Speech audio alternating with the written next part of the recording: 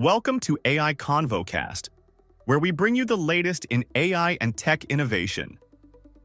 Quick housekeeping. Check out the affiliate links in our description.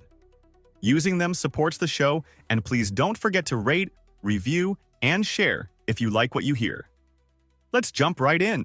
Today, we will be covering OpenAI closing a record $110 billion funding round, the Trump administration ordering federal agencies to stop using Anthropic, Google rolling out Nano 2 alongside its February Gemini Drop, and Nvidia posting a massive $68.1 billion quarter.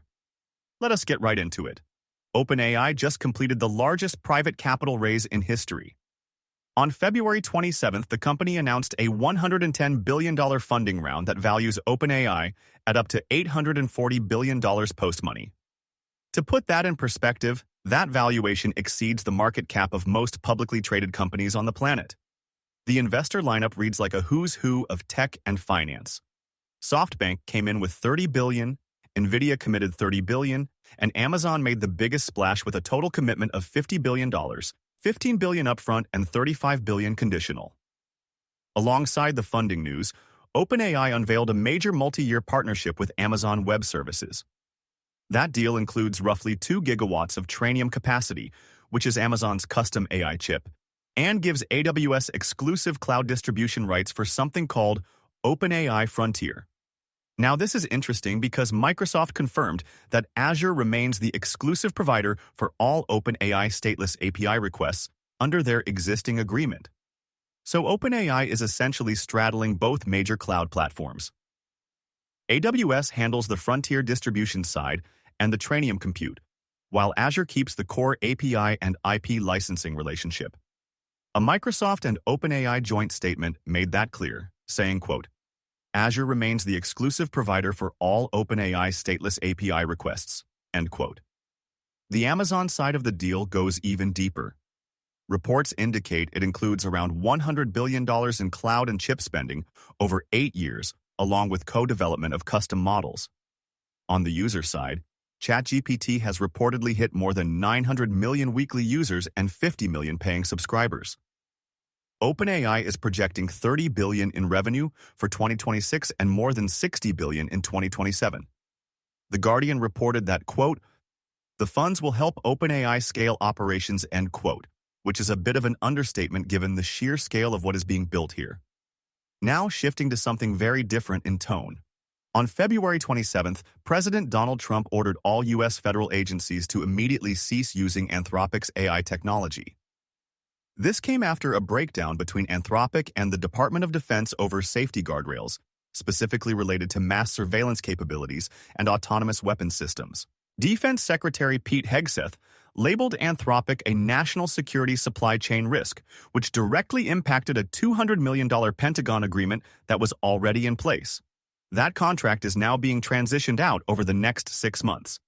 The core issue here is that Anthropic refused to relax the safety constraints built into Claude, its AI model, particularly around domestic surveillance and lethal autonomy use cases.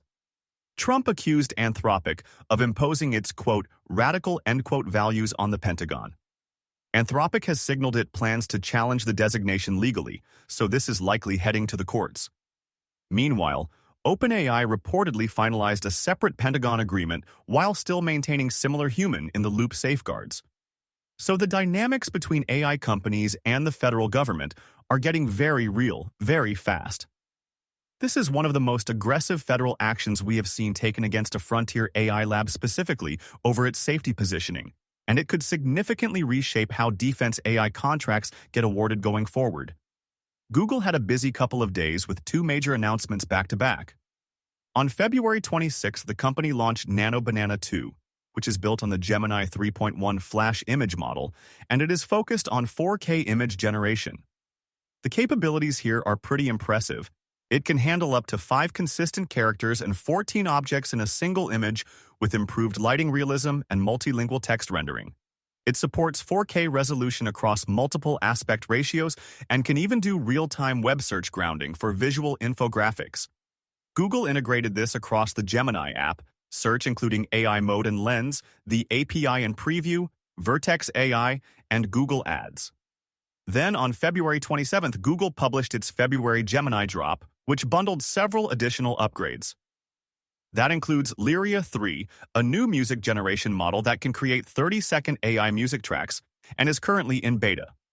They also rolled out improved reasoning capabilities in Gemini 3.1 Pro for more complex workflows and added scientific citations directly in responses. On the trust and safety side, Google included SynthID watermarking and C2PA credentials for content provenance, so users can verify whether something was AI-generated.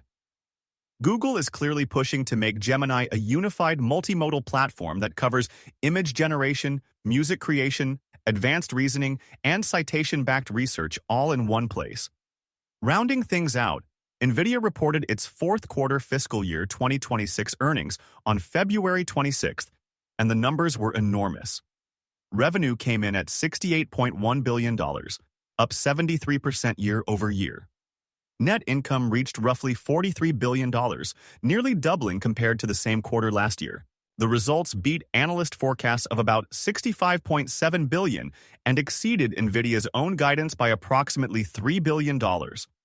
Quarter-over-quarter revenue grew 20%, showing that demand is not just holding steady but continuing to accelerate. Shares moved up between 2 and 5% in after-hours trading following the release. When you consider that OpenAI raised $110 billion the very next day, and that Amazon committed $100 billion in cloud and chip spending over 8 years, Nvidia's numbers make a lot of sense. The infrastructure build-out behind frontier models requires massive amounts of compute, and Nvidia continues to be the primary supplier filling that demand. Thank you for listening to AI Convo Cast. Please don't forget to rate, review, and share if you like what you hear. Thanks and hope to see you again next time.